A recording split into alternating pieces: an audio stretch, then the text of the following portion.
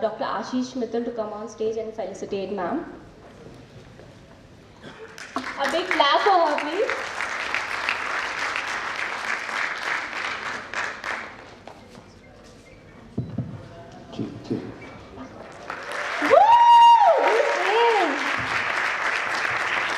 She is such an inspiration for us. She is actually such an inspiration. Thank you so much, ma'am. Thank you so much. A big clap for her again, please. Okay, so our next keynote presenter is Dr. Devesh Seth. He is a renowned assistant professor at ITS Institute of Health and Allied Sciences. So most welcome on stage for your presentation. A big clap for him. कंजूसी नहीं करनी है clapping में, इसके बाद felicitation round भी start होगा. You will need to keep on clapping and clapping, all right? For inviting me to present this topic, the female athletic triad. So does anyone know what female athletic triad is? Anyone? From the students? Anybody from the students? You've heard of it? Has anybody heard of it? No. Maybe. So, three entities interrelated, defined in 1992. It says three entities of disordered eating, amenorrhea, and osteoporosis. So, ACSM, the American College of Sports Medicine, has a position stand which says energy availability. It includes a spectrum. All the three entities include a spectrum of energy availability, menstrual dysfunctions, and bone mineral density.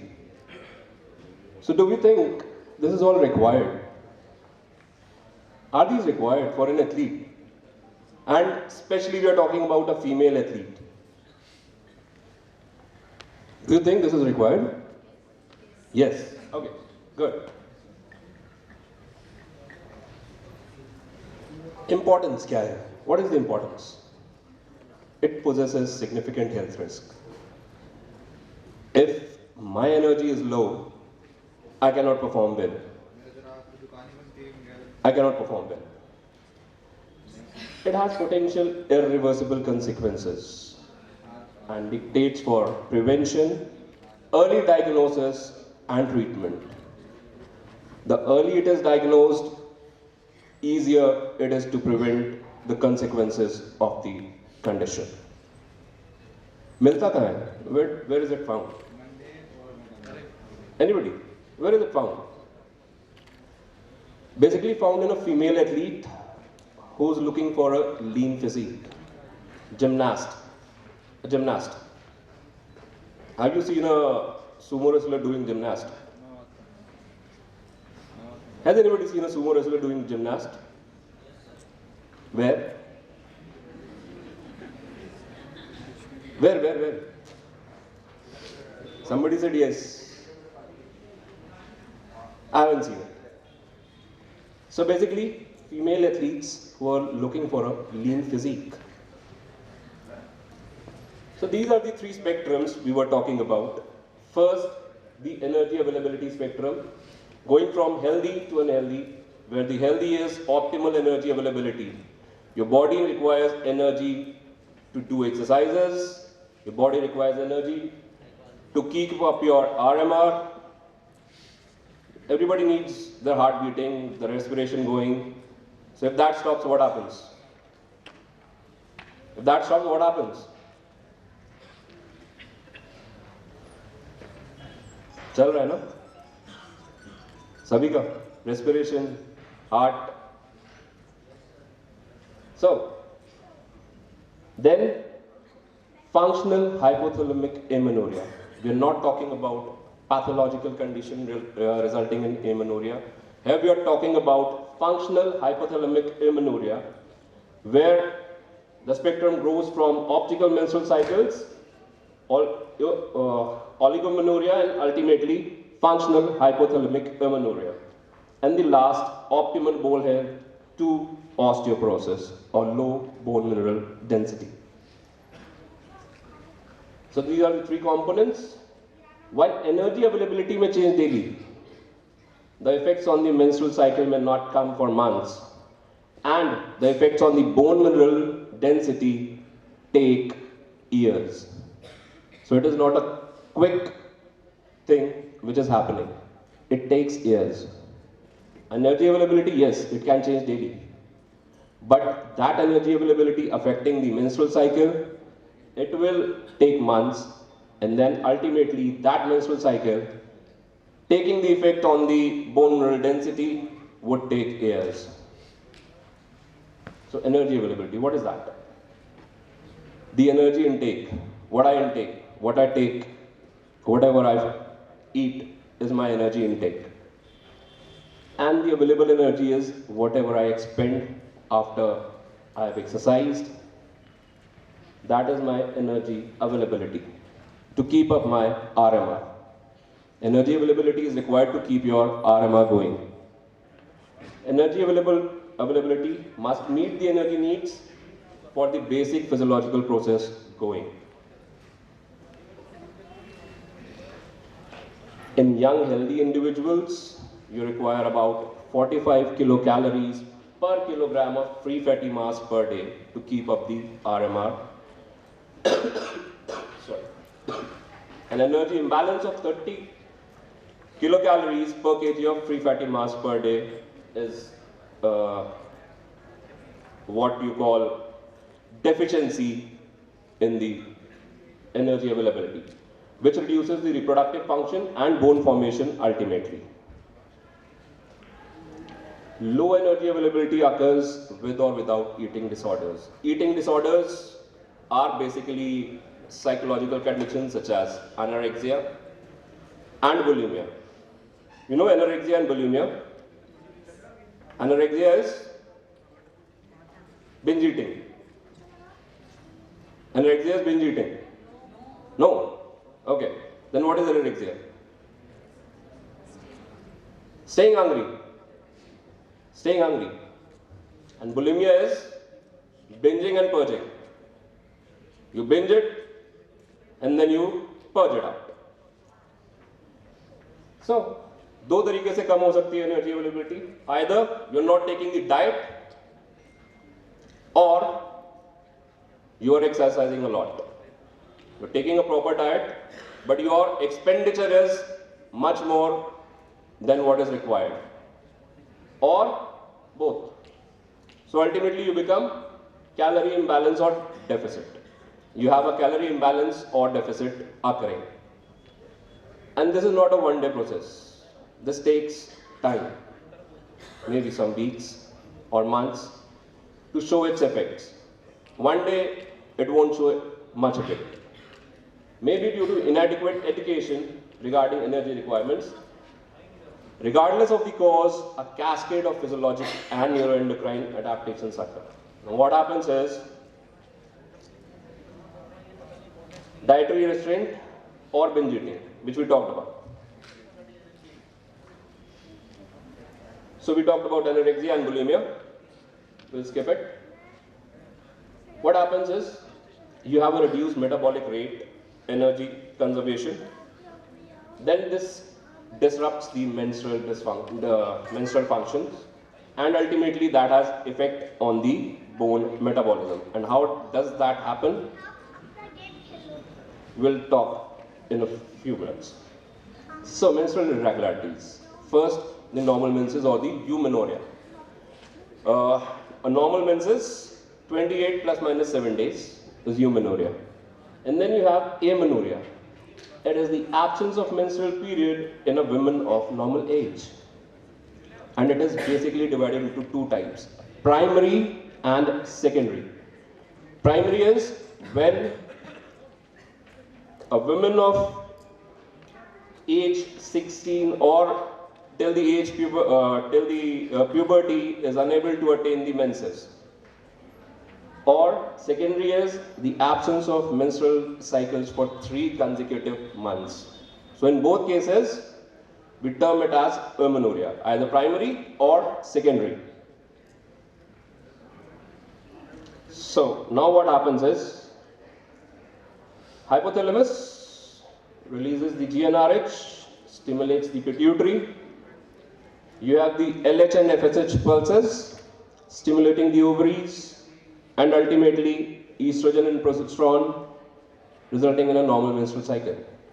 And this is what is happening on a simple basis. Now what happens? Low energy availability triggers physiological and neuroendocrine response, which send a negative signal to the hypothalamus. Don't do what you're doing. Stop doing what you're doing. But this doesn't happen in a day or two. This takes about 3 months to happen. 3 months of consecutive low energy availability results in a negative signal to hypothalamus. Don't do what you were doing. Don't release the GnRH.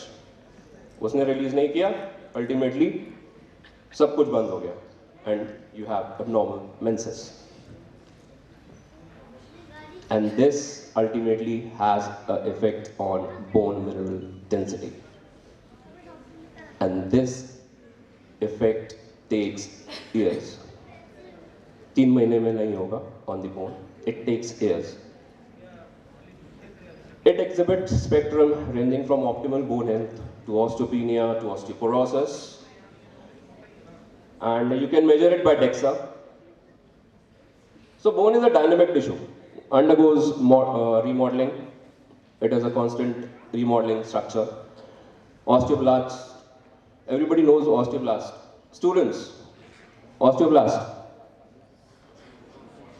You know osteoblast, the bone forming cells, and osteoclast, the bone resorbing cells. So दोनों जब तक साथ साथ चलते रहते हैं, things are fine.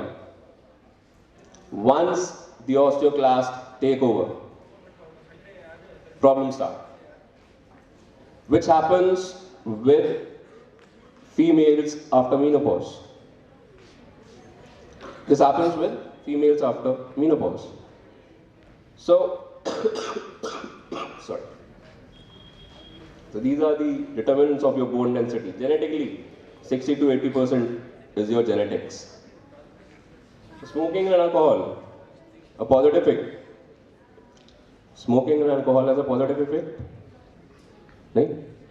Anybody? No. No. So Wolff's law states कि आप जितना बोन को लोड करेंगे उतना उसकी ऑस्टियोब्लास्टिक एक्टिविटी इंक्रीज होती रहेगी. It says osteoblastic activity is proportional to the forces on the bone. The pulling force at the tendon interface, कहाँ लग रही है forces? The pulling force at the tendon interface, compression forces from the gravity, loads placed upon the bone activity, and exercise and physical activity, and are positively influencing the BMD. That is why ma'am said, exercise. Start any kind of recreational activity. That has an effect on your BMD. So eumenoric healthy athletes have a higher BMD than sedentary. A normally menstruating healthy athlete has a higher BMD than a sedentary counterpart. So peak is genetically set. Definitely males have a higher peak bone mass than females. Then what happens is, after certain age, the bone start reducing its density, both in males and females. So you can see the male graph which is coming down, and you can see the female graph which is coming down, and suddenly post menopause the bone loss increases. So low bone mass caused by accelerated loss or failure to accrue the optimal bone mineral, which is likely to the cause of BMD in otherwise a young healthy athlete. Severe undernutrition impairs reproductive health. Severe undernutrition, that is what I was talking about, the low energy availability, reduces the reproductive functions which we talked about, the functional hypothalamic amenorrhea, and ultimately that has the effect on the bone mineral density. So health consequences, cardiovascular consequences, lack of estrogen, potential for negative consequences to current and future bone health. Athlete is more prone to stress fractures, reproductive dysfunctions, and then metabolic consequences. Impaired vascular endothelial functions, and then the performance is affected and ultimately it affects the psyche of the athlete. Low self-esteem, disordered eating, depression, anxiety disorders, and so on and so forth. Performance पे क्या फर्क पड़ेगा? Excessive fatigue, जल्दी fatigue हो जाएगा, perform नहीं कर पाएंगे to the stages they were performing before. Increase recovery time. Healing becomes slow. Body is not responding to healing. Decrease training response. ज़्यादा करके भी gains जो मिलेंगे वो कम होंगे. You exercise more, but the gains are less. क्यों? Body respond नहीं कर रही उन exercises को. Body is not responding to those exercises. And ultimately decreased or impaired performance. Screening and diagnosis. Screening कब कहाँ कर सकते हैं? First thing we can screen is at a pre-participation examination. Before an event, an athlete undergoes a pre-participation examination most of the time. He has to undergo a fitness test. He has to undergo some physical test. So during that, the physios, the sports medicines, they can take care of the condition. And then at the time of annual checkup, or if the athletes report any kind of injury, a related problem, a recurring injury, or a stress fracture or illness, diagnosis only requires one component. If you see a single component, check for all the other. If you see a single component, check for all the others. Low energy availability. You can have disordered eating, repeated eating, eating disorders. Then, this is how you screen for menstrual dysfunctions. You need to ask these questions. Age at menarche. Menarche is when did you start menstruating? Number of periods in the last 12 months. Loss of more than 3 consecutive periods. 3 consecutive periods means 3 months. So which we talked about. Low energy availability for 3 months. Low energy availability and then ultimately functional hypothalamic amenorrhea for 3 months. So you can go for a DEXA scan. So treatment. So it is a multidisciplinary team approach. It is not a work for a single person to get the athlete back on the track. So it involves physicians, dietitians, athletic trainer, physical therapists, exercise physiologists, coaches, and most importantly, the parents. Athletes may need to increase energy availability to at least 30 kilocalorie per kg of fat-free mass body to resume the menses. This is what is required for athletes. Primary objective of non-pharmacological therapy is to increase the energy availability. We want to increase the energy availability. So, yes, change the mindset. Food is not the enemy. Food is the fuel.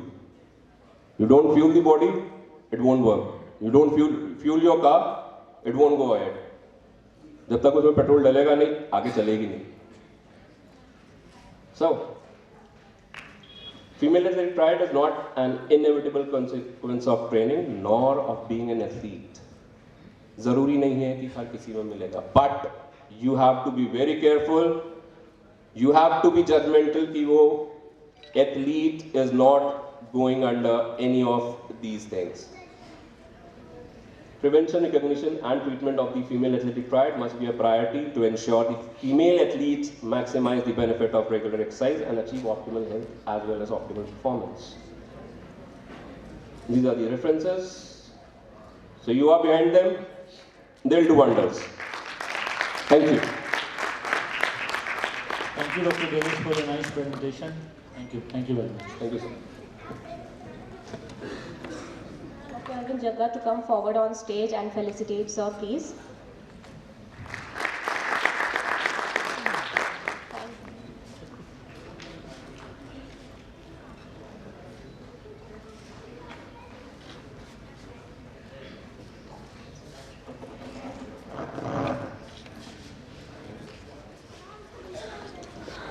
Our last speaker of this keynote session is Dr. Sadhna Arya.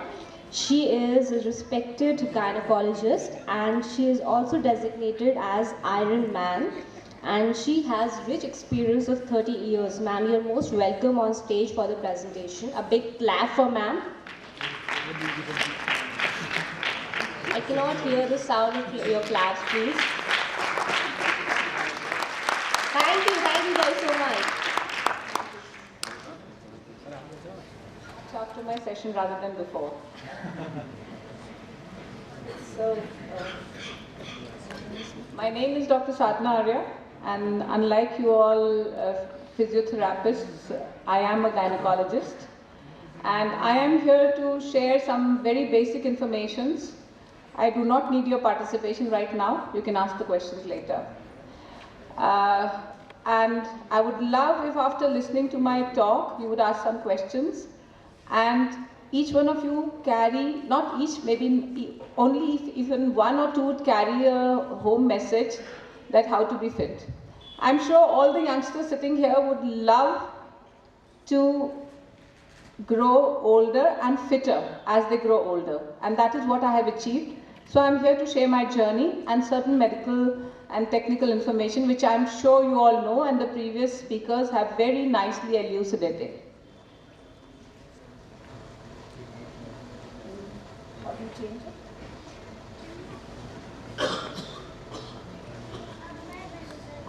So उम्र काफ़ी है कहते हैं लोग, थम जा ठहर जा पर दिल में है उड़ने की चाह, दुखेंगे घुटने अकड़ेगी कमर, बैठ जा कुछ ले सुस्ता पर मुझे कहाँ फिकर, चलो कुछ राज बताती हूँ अपने, सुन ध्यान से पहले मुस्कुरा.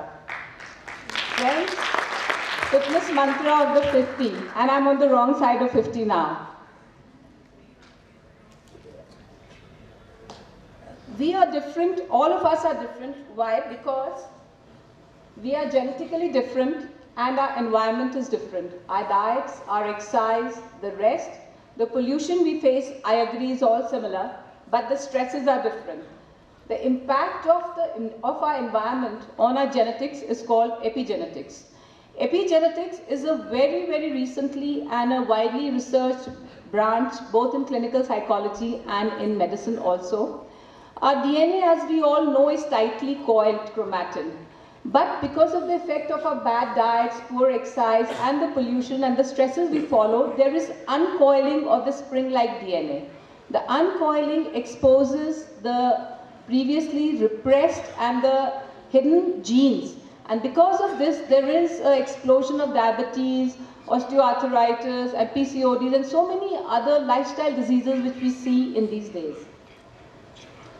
Because we are different, and because our genetics and epigenetics are different, the wellness need of everyone is different, especially after the age of 50. There is no fixed formula as to what is right for each of us, because the fitness and the need for fitness, it depends upon the current level of fitness and health of each and every person and our fitness goals. Though right at all ages, as my previous speakers have already said, but cross-training, especially after the age of 50, is very, very important. Cross-training, it involves 3 activities: aerobic activity, strength training, and stretching. Aerobic activity can be walking, running, cycling, and of course dancing and swimming, which I am basically a swimmer. Aerobic activity is very good for heart. Aerobic activity, in fact, is called muscle meditation. When we use our large muscles, then our mind is so intense on performing that activity that our stresses and our depression and so many other thoughts, so many other negative thoughts we've had, they just disappear. Strength training, everyone knows here, I'm sure many gym instructors are there and you are all physiotherapists. So light weights and isometric exercises like planks and all are very important. Strength training helps to build the muscles and to retain the muscles, which is so very important after the age of 50. And it improves the bone density. There was a lot of discussion about bone density. Let me tell you, after the age of 35 to 40, every woman starts losing bone at the age of 1%, at the rate of 1% per year. So we are all destined to become osteoporotic until and unless we do something about it. And with our lifestyle, spending life in our lives indoors on computers, we are all deficient in vitamin D. If you would go and get your tests, I'm pretty sure at least 30 to 40% people sitting in this auditorium would come out to be vitamin D deficient, as I see every day in my outdoor practice. And believe me, simply eating calcium is not going to replenish the calcium. So simply eating calcium is not going to replenish the calcium in our bones. We need to be physically active for the calcium to be deposited in our bones. So stretching. Stretching, as we grow older, our tendons get thicker and less elastic. Stretching exercises like yoga helps to improve the joint flexibility and decrease the risk of injury. Stretching helps to counteract the injuries which we incur during the strength training and the aerobic exercises. Stretching is important not only after but also before starting any activity. So the benefits of the exercise are myriad. There are many, many benefits of exercise. There are the physical benefits, the mental and the social and the health benefits. The regular exercises decreases the risk and delays the development of many diseases. We are just only thinking of terms of you're all young and the athletes are mostly young. They never think of their old age. They never think that they're going to have diseases which they haven't anticipated. So let me tell you, being physically active protects you from heart disease, the risk of high blood pressure and stroke, high cholesterol. That decreases the risk of type 2 diabetes mellitus. In fact, contrary to the belief, जैसे लोगों ने मुझे कहा था घुटने दुख जाएंगे and so on and so forth, it protects us from osteoporosis, joint and muscle pain, and actually decreases the risk of arthritis because it keeps your weight in control, decreases the risk of many cancers, strains though, and miscellaneous effects are it improves digestion, improves the immune function, and improves insomnia. For the women, it is very important to know that it improves the symptom of menopausal depression, irritability, mood swings. It improves osteoporosis. So many other benefits also, like improves the hot flashes also. Exercise, it increases the secretion of the good hormones, the endorphins. Endorphins are the happy hormones. After a good workout, you feel happy. These are the hormones which also decrease your pain sensation. So you're less likely to be depressed, less likely to feel the pain. Exercise also decreases the secretion of the stress hormones like adrenaline and cortisol. So it's so very important for all of us. Now the social benefit. The benefits to the brain. Exercise actually decreases the risk of Alzheimer's. There has been researches and it is good for the emotional state also. The social benefits.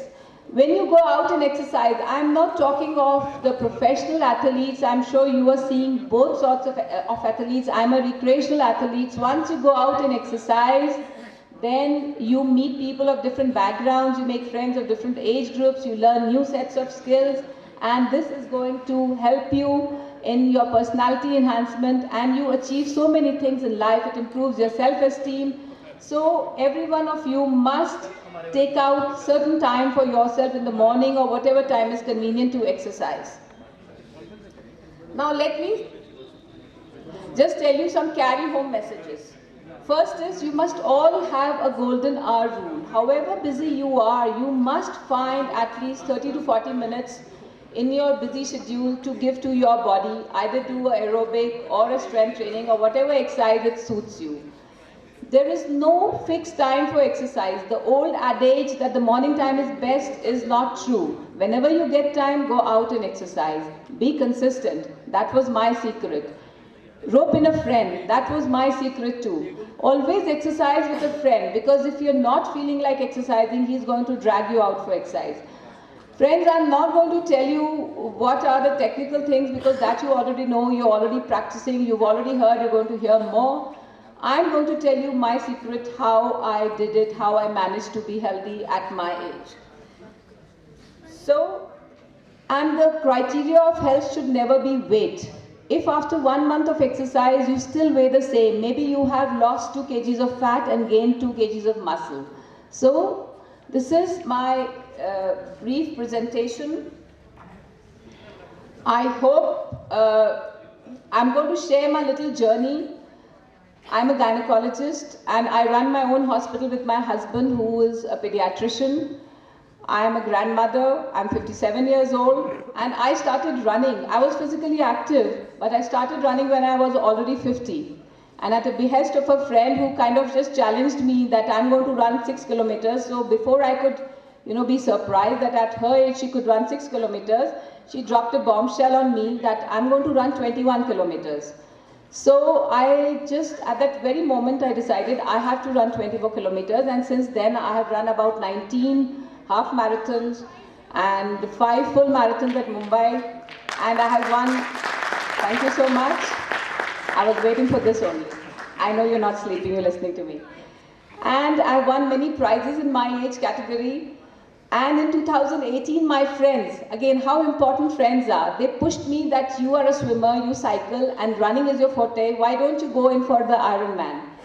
So I'm sure many of you must be knowing, but for the ones who are unaware, so I went to Langkawi. I registered for the Ironman 70.3, which involves 1.9 kilometers of swimming in the sea, then 90 kilometers cycling, and then 21 kilometers running, and I came third in my age category. So, and believe me, my youngest friend is younger than my younger son, so that makes him only 25 years old. And I don't feel a year older than 16 actually. So thank you so much. Have a nice day, enjoy a happy and healthy life. And after seeing me, my friends, they really tell me, because of the prizes I'm winning, that I wish we could grow old faster so that we could come to your age category and win all the prizes in the marathons. Thank you so much. God bless you. Now I would request Dr. Ashish Mittal to come forward and honor ma'am, please. A big clap for him, please.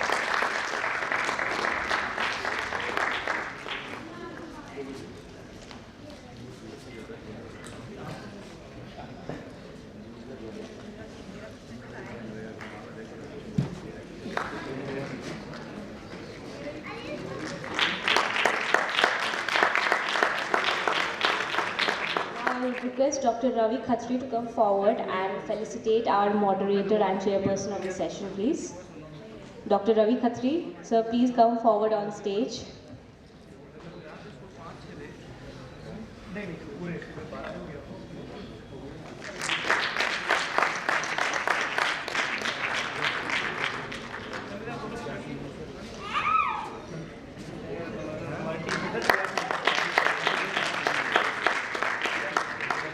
Thank you, all of you. Now we'll be beginning with the next session, and the next session will be chaired by Dr. Raj Kumar Prasad, and it will be moderated by Dr. Ravi Khatri. So I would request both of you to come on stage and take over the session. We'll be having a panel discussion on the topic sprinters versus marathon runners. So our first keynote speaker of the session is Dr. Janvi Dande. She is the department head of sports medicine at Netaji Subhash National Institute of Sports. Ma'am, you're most welcome on stage, please. A big clap for her.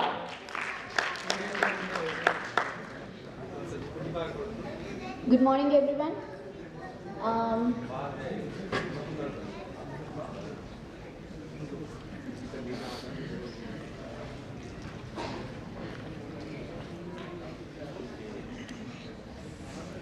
Today I'm going to speak about the challenges in prevention of sudden cardiac death, which this is mainly helpful for, I think, the sports physicians and the team physicians who are working with competitive athletes. So the prevention aspects of sudden cardiac death then the current evidences, and the Indian scenario along with our experience at NIS. So as you all know, sudden cardiac death, the most common cause of sudden death in sports is sudden cardiac death. So why athletes are at risk? Athletes are more at risk than general population, more than 2.5 times at risk than general population. This is because intense exercise itself is an independent risk factor for sudden cardiac death. And how to reduce the risk? So by means of differentiating the risk factors and screening, cardiac screening, early recognition of the causes that cause sudden cardiac death, along with prompt decision regarding eligibility criteria and disqualification criteria. All these are the main factors that can reduce the risk of sudden cardiac death. So if you look into the risk, the study published in BJSM in 2014, it states that the level of play, that is competitive athletes are more at risk of sudden cardiac death compared to high school athletes and those who are amateur athletes. And the other thing is the age. Athletes at older age are at risk of sudden cardiac death compared to younger athletes. And this is another study published in the study of a 10-year data showing that has done between 2003 to 2013, published in 2015. It shows on NCAA athletes in US. It shows that males are more at risk. Male athletes are more at risk of sudden cardiac death than the female athletes. And African American athletes, that is about the race, they are more at risk than the Caucasians. If you look into the sport specific risk, the sports which involve high dynamic loading like basketball, soccer, football, they are more at risk of developing sudden cardiac death, followed by the endurance athletes who train larger volumes, who have larger volume overloading. And if you see in case of females also, endurance as well as high dynamic sports, those athletes are more at risk because the incidence is more in them. Coming to the causes of sudden cardiac death. See, mainly the most important causes are the inherited causes like cardiomyopathies, followed by coronary artery anomalies. Then the acquired causes include myocarditis, etc. and the valvular causes as well as the ion channelopathies. All these are the causes that can, if present in any athletes, that can lead to sudden cardiac death. But there is diversity in the causes. For example, if you see in this report, this is as per US registry.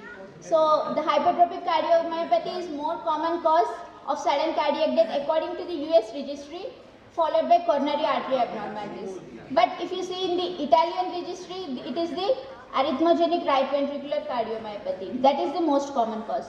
If you look into the UK registry, so I want to tell this because the most common cause is different from different registries. So in UK registry, it is arrhythmogenic right ventricular, it is the sudden arrhythmic death syndrome, that is more common. Similarly, in NCAA study that has been done in US again on athletes. So according to that also, the sudden arrhythmic death syndrome is the most common cause. So there is a diversity in different areas. And now coming to the challenges for prevention. Because sudden cardiac death, why you should prevent it? Though it has a low incidence, but the risk is more, because of its fatality, and it attracts media attention. That's why you have to prevent the sudden cardiac arrest. So what are the main challenges? As I have already told, diversity of cardiac disorders. There are any number of causes, but some of which may be identified by screening and some may not be identified by screening. Optimal screening strategies are not agreed upon. Though cardiac screening, there is no clear-cut evidence that cardiac screening prevents sudden cardiac death. Some countries, they say that because of cost burden, we don't want to include this cardiac screening into our regular screening protocol. And there is no clear cut, this is the guideline, this is the protocol which you have to follow. Various guidelines are different from in different countries. And difficult to measure outcomes, because most of the inherited causes of inherited cardiac diseases, their natural history is unknown, and there is paucity of evidence regarding the outcome, measurement outcomes. That's why it is the physician's autonomy plays a main role here. And risk stratification. Even if you can identify a cardiac disease, whether the normal algorithms that are applied in general population can be applied in our athletes, there is also no evidence to clear cut say that you can apply these, because in athletes, apart from the risk factor, apart from intensity of exercise, the other risk factors are also there, like hemodynamic stresses, electrolyte stresses, acid-base disbalances, all these will play a role. Then coming to regarding the eligibility determination, once you identify a disease, an inherited cause, whether you will allow him to play or you will disqualify him, because if you allow him to play and if anything happens in the future, any uneventful thing occurs in the future for the athlete, then you will be sued. But if you disqualify him, then it will catch up a lot of athlete conundrums like psychological stress, medical, financial, financial benefits, all these factors come into play. So amidst these challenges, then what the sports physician should do, or the team physician who is dealing with the competitive athletes? There are certain, only the cardiac screening is the only weapon present in the hands of team physician for the primary prevention of this sudden cardiac death. But still, how far is it effective? Is there any evidence? Then about the screening protocols. The ECG interpretation, even if you do ECG, whether the team physician is in a position to interpret it properly or not. Then the recommendations, final recommendations, we'll be discussing. So does cardiac screening saves lives? So there is an observational study conducted in Italy, published in 2016. It says that the risk has been significantly decreased from 1979 to 2002. So by means of screening, it's an observational study only. The risk has been decreased. So how to screen now? Whether it will be only because by means of history and physical examination, or ECG can be included. So in this study, it's a systemic review published. So this states that the sensitivity of ECG is higher in detecting the causes of sudden cardiac death. And false positives are lower, followed by positive likelihood ratio is also higher. Now with ECG screening also, there are certain pros, there are certain cons. So few countries like other than Italy, no one will incorporated their ECG in their regular screening program for all the athletes. There are certain European countries, they have incorporated ECG screening, but only for elite athletes. So pros are, it is non-expensive, it's largely available, and it is more sensitive, that is more important. And almost 2/3 of the causes of sudden cardiac death, 80% of HCM, and 70%, nearly 70% of arrhythmogenic right ventricular cardiomyopathy, and almost 100% of the ion channelopathies can be identified by ECG. But the interpretation, it improves diagnostic accuracy by standard and simplified interpretation. Interpretation should be made proper, otherwise there is no use. Then what are the cons? The grey zones in highly trained athletes, means certain athletes may get borderline changes, ECG changes, or certain changes that may be seen in pathological conditions also. So in them, how do you, follow up is difficult. Then false positive results are obviously present. Some diseases cannot be associated with ECG changes, like coronary artery anomalies, all these sort of diseases, and acquired diseases like myocarditis, all these cannot be identified by ECG screening. And misinterpretation. If you don't know how to interpret the ECG, then it will be difficult. Unnecessarily you will go for other investigations and it will be a cost burden again.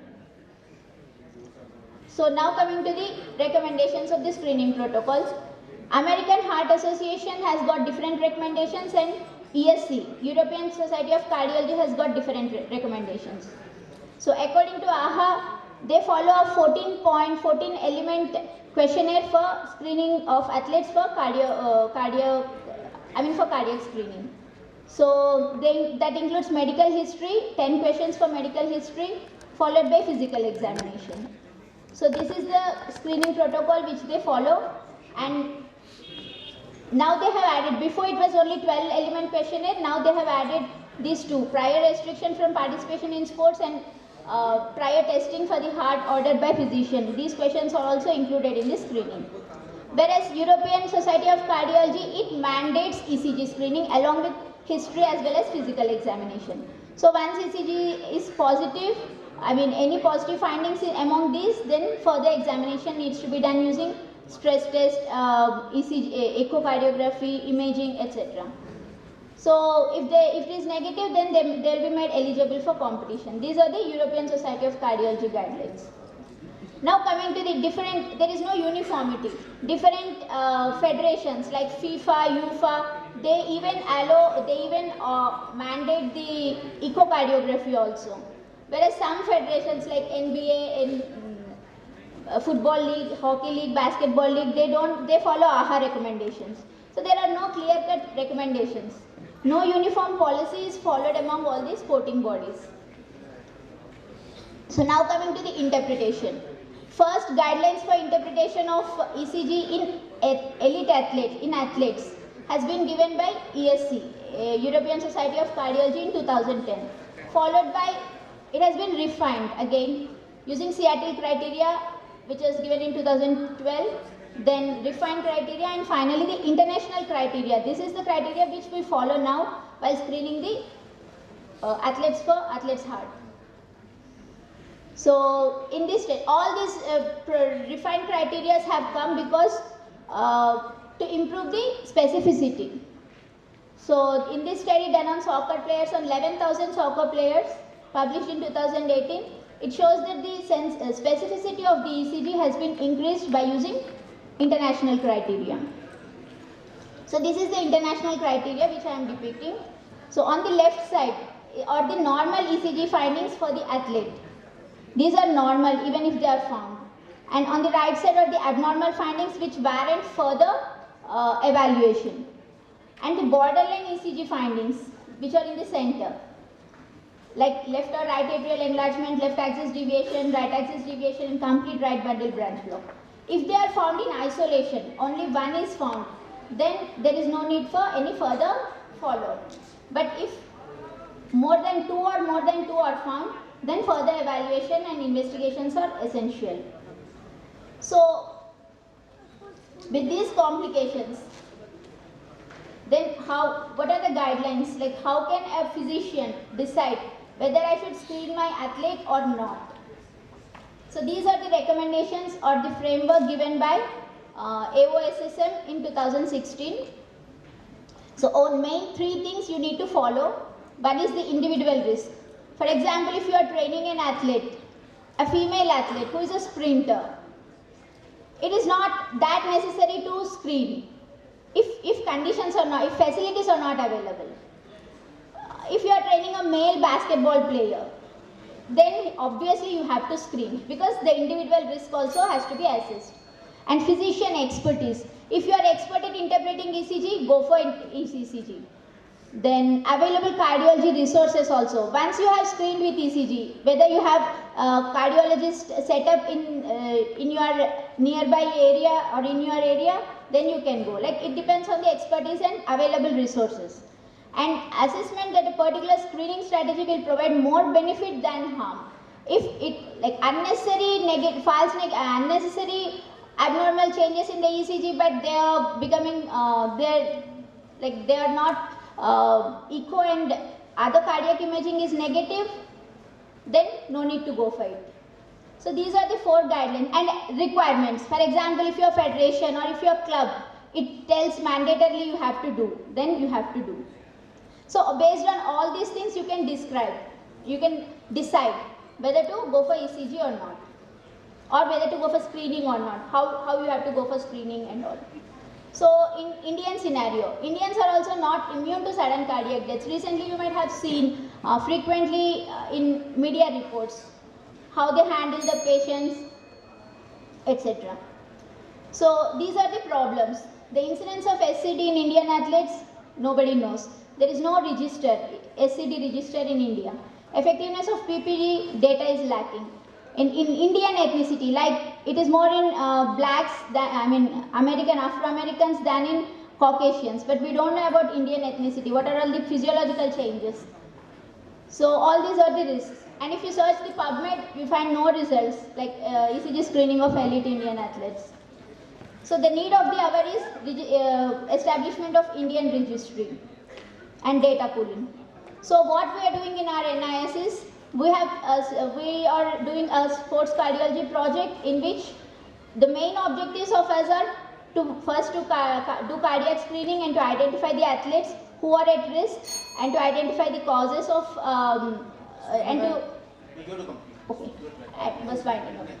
and to decide the eligibility and disqualify them. Similarly, we have present, and the second thing is to identify the physiological changes in Indian ethnicity. So we have presented even papers in British Journal of Sports Medicine comparing the ECG criteria and with ECG with Seattle criteria and ESC criteria. And another paper which we have published in Saudi Arabian Journal of Sports Medicine is where we have got 2 athletes with T-wave inversions in all the 6 chest leads. So one of them was identified with diagnosed with HCM. The other athlete, he is normal in all the further investigations. So we have allowed him to play. But the athlete with HCM, we have disqualified him. So eligibility recommendations also can be set. So take home points is, if your athlete's ECG is negative, or if in cardiac screening your athlete is negative, don't think that he will suffer from sudden cardiac arrest. This is one thing. And the second thing is screening, universal screening, one size fits all. This should not be the thing. Thank you.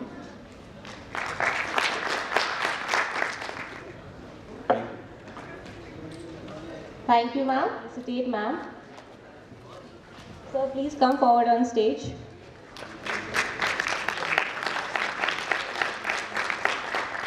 Thank you all. Now there is a small announcement that all those interested for the sports taping technique that will going to be held tomorrow post-workshop session, that will going to be held by Dr. Saurabh Kumar at Royal Orthopedic Hospital and Sports Injury Center. There will be 2 sessions from 10 a.m. to 1 p.m. and from 2 p.m. to 6 p.m. Kindly register yourself, and there will be again day after tomorrow a session, post-workshop session taken by Dr. Chirag Verma. The cupping technique will be held from 10 a.m. to 1 p.m. and from 2 p.m. to 6 p.m. Again, all those interested, kindly register yourself, and both these post-workshop session will take place at the Royal Orthopedic Hospital and Sports Injury Centers. Thank you.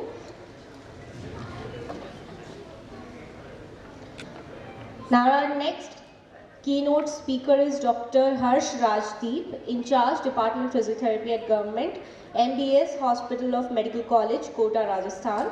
He is honorary physiotherapist of residents of Shraddha Old Age Home and sports person of Runners Club and Cycling Societies in Kota. So most welcome on stage for your presentation, please. A big clap for him.